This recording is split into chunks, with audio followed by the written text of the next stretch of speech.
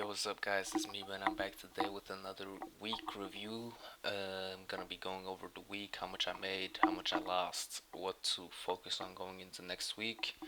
Uh, yeah, man. I hope you enjoyed the video. Maybe I'm struggling with some of the same things as you. Yeah, man. Enjoy the video. Yo, what's up, guys? It's me, man. It's Sunday. I just made my week review, which is important. So yeah, let's go through it together and talk about it. How to improve going into next week and what to focus on going into next week. So my weekly result was negative 5.5%. The market conditions were choppy, low momentum, unreliable breakouts. My overall performance was mixed, strong awareness, but inconsistent execution.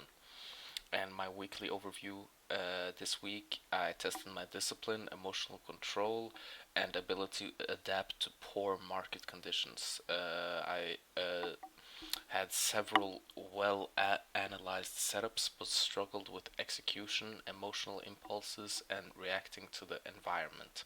My biggest win of the week was plus 9.5%, helped offset earlier losses, but the lesson is clear.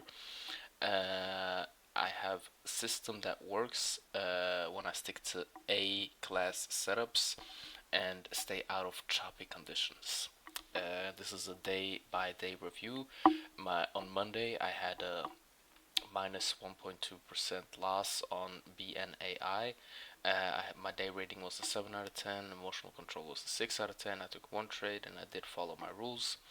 I had a solid delayed bull flag setup, A minus to B plus. My analysis was correct, and the trade should have hit my target if I hadn't micromanaged it. Fear and over analysis turned a potential strong win into a small loss. My lesson was to trust my setup, set my take profits and stop loss, and let the trade play out. Stop micromanaging winners. And on day two, I lost 7%. My day rating was a 7 out of 10. My emotional control was a 7 out of 10. I took two trades and I did follow my rules. A true A plus setup, but the stock met strong resistance. I followed my promise to let trades run and accepted the loss. Solid discipline. I ignored visible resistance. Yeah, so that was my mistake. I ignored visible resistance. Uh, my second trade, I re-entered after the initial stop when the stock reclaimed highs. The setup was a minus to B tier setup again. Resistance at 0.75 caused a clean stop out. I stayed disciplined and didn't overtrade. My lesson was to stick to A plus setups only and be more aware of resistance zones and letting trades run. Doesn't mean ignoring clear dangerous signs. So that's what I need to stop doing. Just because I need to let my trades run doesn't mean I should ignore clear dangerous signs. That's a mistake I've done. So yeah, my day three was on Wednesday, a 4 out of 10 day rating. My emotional control was a 3 out of 10. Took two trades and I did not follow my rules. My first trade was a strong A class setup. I managed emotions well at the start. Price hit my stop, then ran up to my target. Frustration kicked in as afterwards. My second trade of Wednesday, I lost 3.1%. This was a pure FOMO trade. I saw others winning and forced a setup that wasn't in my system. I recognized it immediately as a mistake.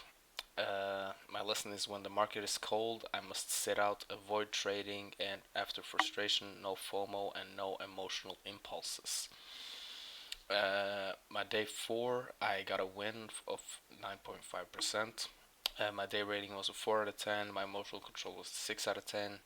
I took two trades and I did not follow my rules. This win was mostly luck.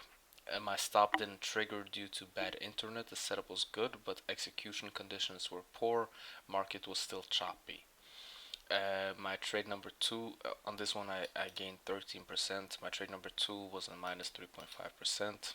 Another A class setup, but again, bad internet and choppy environment made the trade unreliable. Risk management must be in place before every trade. Do not trade with unstable internet. Be disciplined enough to step away when conditions are bad. And on Friday, I took a no trade day. Very simple. Was an 8 out of 10.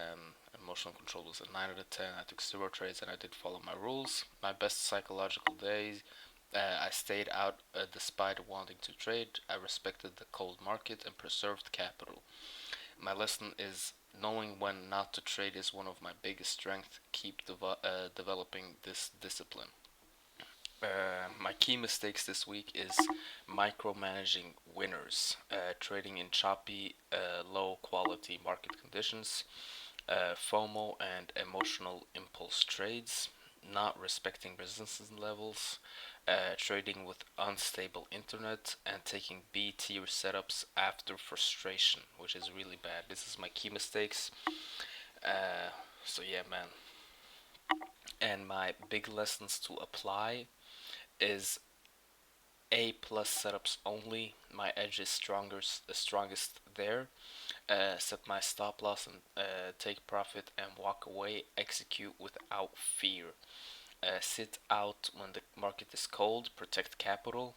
Zero tolerance for FOMO trades. They are your most expensive mistakes.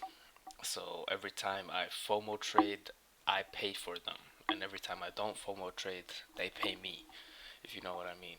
I need to maintain a stable trading environment, no trading on bad connection. Review resistance levels carefully. Don't ignore obvious signs. So, my focus going into next week is quality, not quantity. One trade per day max, unless I see a true A plus home run setup. My hard rule is if emotional, step away for 10 minutes. Avoid choppy conditions and wait for clean momentum. Trust my system. My setups work when I don't interfere. Protect capital early in the week. Avoid digging a hole. So, yeah, man, that was my week review. Uh, was unprofitable this week. Hopefully, we will pick back up momentum going into next week and actually get some good days. And yeah, because the market conditions have been really bad the last 2 weeks. So hopefully we uh, get back to good conditions, high volume, high momentum, and everything. So yeah, man. And my biggest lesson this week is learning to stay out when the conditions are bad. Even though I see a good setup, the conditions are bad, which makes it unreliable and not that probable. So yeah, man. That's everything for this week. I hope you enjoyed the video. Peace out. Enjoy.